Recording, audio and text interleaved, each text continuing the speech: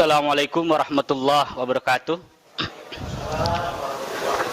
Ar-Rahman 'allamal Qur'an khalaqal insan 'allamahul bayan. Asyhadu an la ilaha illallah wahdahu la syarikalah wa asyhadu anna Muhammadan abduhu wa rasuluh alladzi la nabiyya ba'da amma ba'du.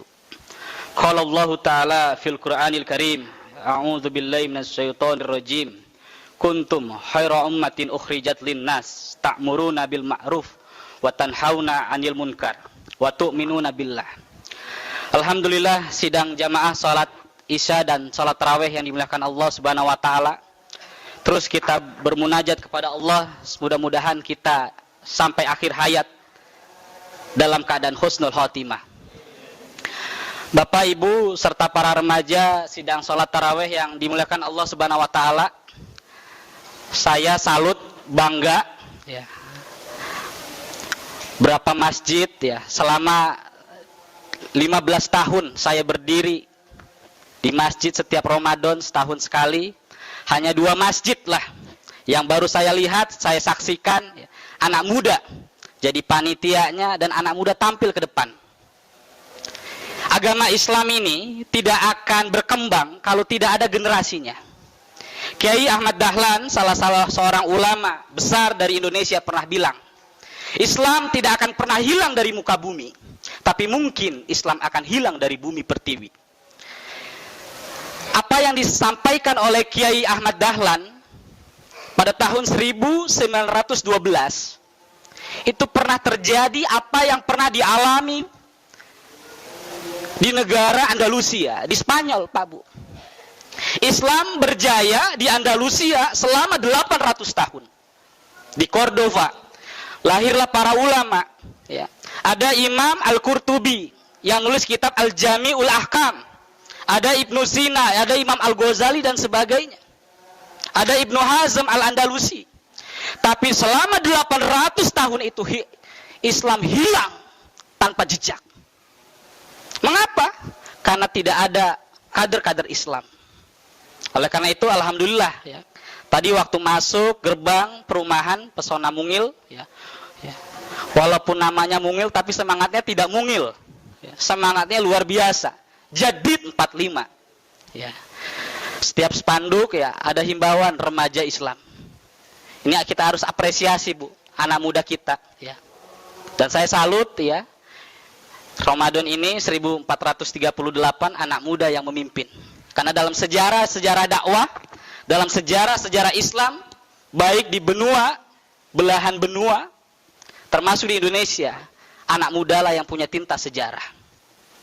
Ikhwan fiddin yang dimuliakan Allah Subhanahu wa taala, Rasulullah sallallahu alaihi wasallam pernah sampaikan, tahukah engkau manusia yang rugi? Kata Rasulullah sallallahu alaihi wasallam, ya, manusia yang rugi adalah manusia yang puasa hanya bisa menahan lapar, haus dan dahaga. Yang dia rasakan puasanya hanya lapar, haus dan dahaga. Padahal Ramadan ini adalah syahrul jihad, bulannya jihad, syahrul tarbiyah, bulannya pendidikan. Pak Haji, nanti selesai tarawih jam berapa? 10. Hah? Jam? Sama sholat tarawih? 8:30 ya. Ya. Jangan sampai 8:30 lewat ya ada jamaah yang menggerutu. Ini tarawih lama banget sih. Ini ustadznya lama banget sih. Nah, jangan.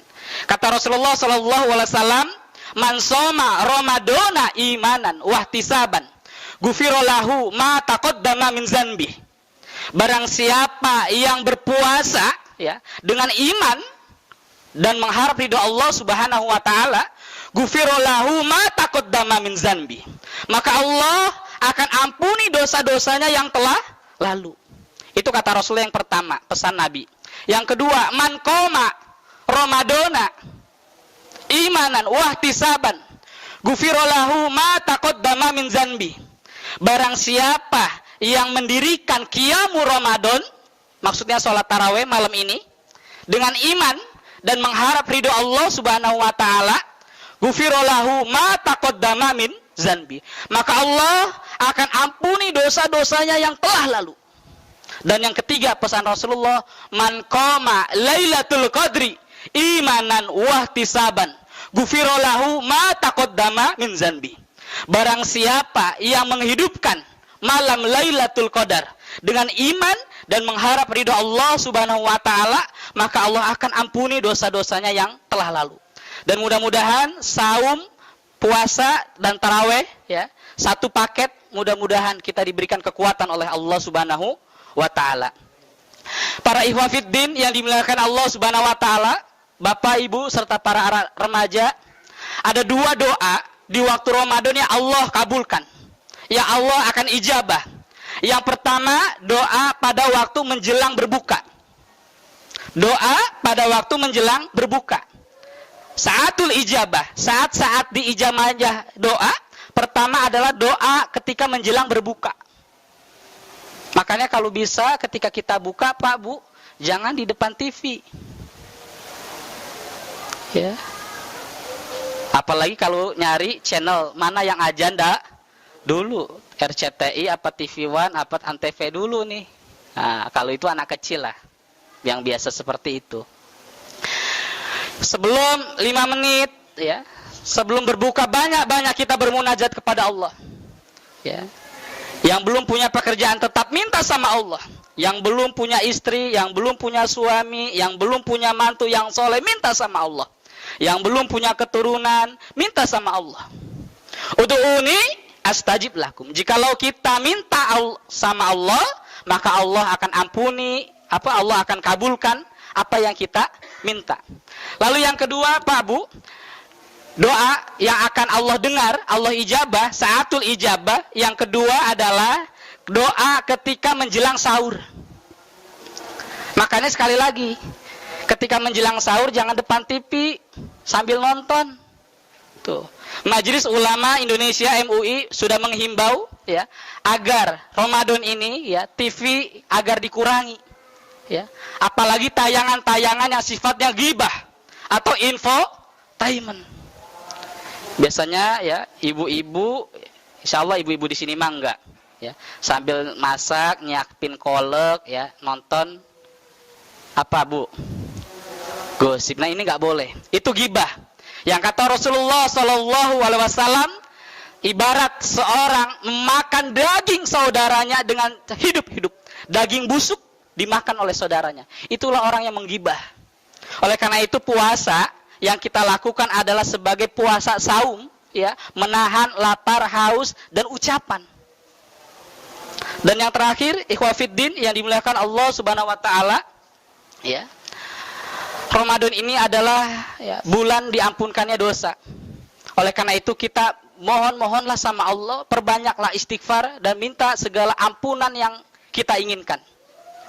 Ikhwah fiddin yang dimuliakan Allah Subhanahu wa taala, terakhir Rasulullah berpesan kepada umatnya ya, kelak akhir zaman ya, umatku banyak tapi bagaikan buih di lautan. Oleh karena itu kita mohon kepada Allah agar kita menjadi manusia yang qalil, manusia yang sedikit. La in syakartum lazidannakum. Jikalau kita bersyukur kepada Allah, maka Allah akan tambah rezeki kita. Jangan ditanya ketika ya, gimana ditanya sama Pak Haji ya. Gimana kabarnya jamaah?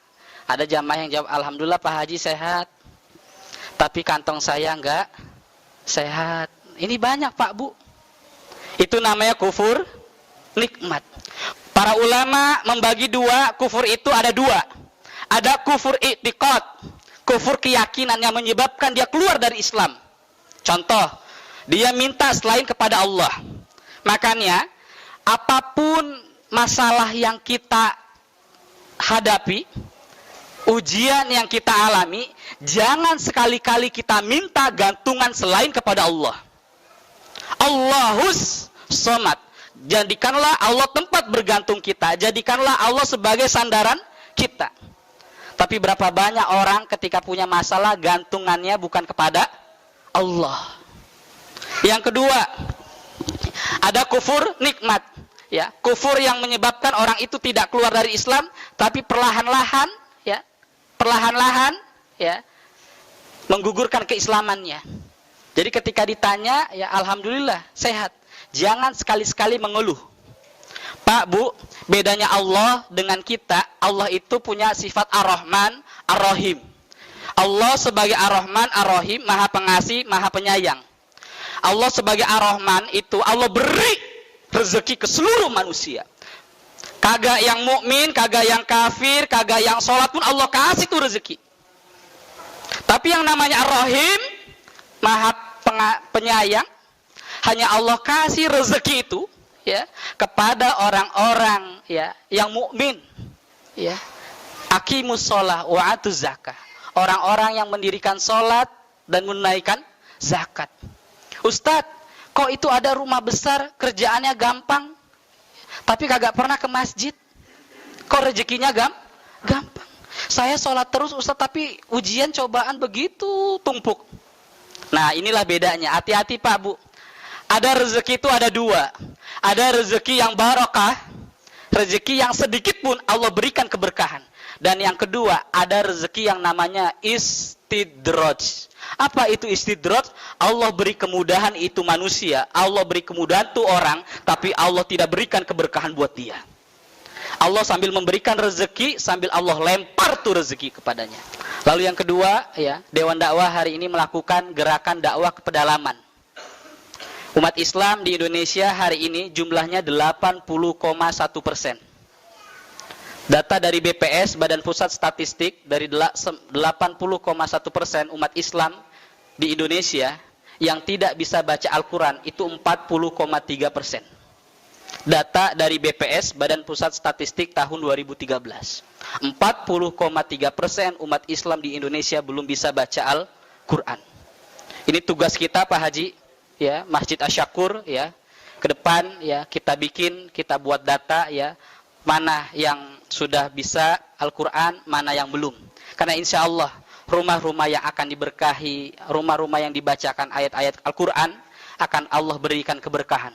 Allahumma barik. Ya, Allah akan berikan keberkahan. Lalu yang kedua, ya, kita mohon kepada Allah ya, di Ramadan ini, Allah mudahkan segala urusan kita. Yang sakit, Allah angkat penyakitnya. Yang belum punya keturunan, akan Allah mudahkan keturunannya. Iwafiddin yang dimuliakan Allah Subhanahu wa taala, mudah-mudahan ya generasi Masjid Asy-Syakur remaja masjid ini merupakan anak yang soleh. Ya. Rasulullah SAW pernah sampaikan, kata Rasulullah SAW ke para sahabat, tahukah engkau orang tua yang mandul? Para sahabat bertanya, ya Rasulullah, orang tua yang mandul itu orang tua yang tidak punya anak. Ya Rasulullah, orang tua yang mandul itu yang tidak bisa melahirkan keturunan. Kata Rasulullah, bukan. Orang tua yang mandul adalah orang tua yang punya anak, tapi tidak bisa melahirkan anak yang soleh. Pak, buat apa kita nyekolahin tuh anak tinggi-tinggi? S1, S2, S3, S4 tuh sampai S5. Bahkan sampai S cendol. Tapi anak tuh kagak soleh. Pak, bedanya orang kafir dan orang mukmin ketika di alam barzah. Kalau orang kafir ketika di alam barzah dia bilang gini, ya laitani kuntu turoba. Ya Allah, kalau aku tahu kayak gini, ya laitani kuntu turoba. Lebih baik aku tidak dihidupkan jadi manusia. Lebih baik aku jadi tanah. Tapi kalau orang tua, orang Islam, ya, ketika dikubur di alam barzah, ya, anak tidak pernah mendoakan, ya, mendoakan orang tuanya terucap di alam barzah, di alam kubur. Kalau tahu begini, anak tak pernah mendoakan saya, lebih baik saya tak lahirkan dia. Summa na'udzu billah. Karena Rasulullah SAW pernah sampaikan 3 hal yang tidak akan terputus sampai Bani Adam masuk ke liang lahat. Shadaqatun jariyah, ilmu yuntafa'u bihi, ilmu yang bermanfaat. Dan yang ketiga, waladun saleh. Ustadz, bagaimana? Ya, si fulan keburu meninggal lalu belum punya anak. Apakah dia punya anak yang soleh? Iya, ketika dididik anak tetangganya itu pun waladun. Oleh karena itu Pak, mari ya, rumah-rumah kita, rumah-rumah kaum muslimin, kita cetak anak-anak yang soleh. Dengan cara apa? Masukkan anak-anak remaja kita, dukung kegiatannya, support kegiatannya. Mudah-mudahan dengan cara itulah menjadi generasi yang sebagaimana Nabiullah Ibrahim, Rabbana hablana min azwajina wa zurriyatina qurrata a'yun waj'alna lil muttaqina imama. Ya Allah, ya Tuhan kami, jadikanlah istri kami, anak-anak kami menjadi aswas, menjadi penyejuk buat kami dipandang. Waj'alana lil muttaqina imama, dan jadikanlah kami imam buat orang-orang yang bertakwa. Mudah-mudahan ya, Ramadan ini, di Asyakur ini ya, Allah berikan ya generasi-generasi Islam ya yang ilmunya luas dan ilmu yang dapat bermanfaat. Oleh karena itu Pak Bu, ketika kita punya anak kekurangan, jangan sekali-kali tuh ucapin anak tuh nakal. Saya dari kecil sampai besar ini tak pernah orang tua mengucapkan nakal kepada saya. Ingat, doa 99% doanya seorang ayah itu diijabah. Tapi sumpah seorang ibu 99% Allah dengar, Pak Bu. Ya. Kalau surga di telapak kaki ibu, tapi doanya ayah itu didengar oleh Allah 99%. Sumpahnya seorang ibu, baik sumpah itu baik ataupun sumpah itu buruk, Allah dengar 99%. Oleh karena itu, ada Rasulullah SAW selalu mengajarkan kepada kita, ketika anak mau berangkat, Pak, Bu, doakan anak itu, lalu tiupkan ke kupingnya dengan mengucapkan doa. Allahumma yufaqihu fiddin wa alimul hikmah. Ya Allah, ya Tuhan kami, jadikan anak kami yang tafaqqu fiddin, orang yang dalam agama Islamnya, dan berikanlah ia kecerdasan.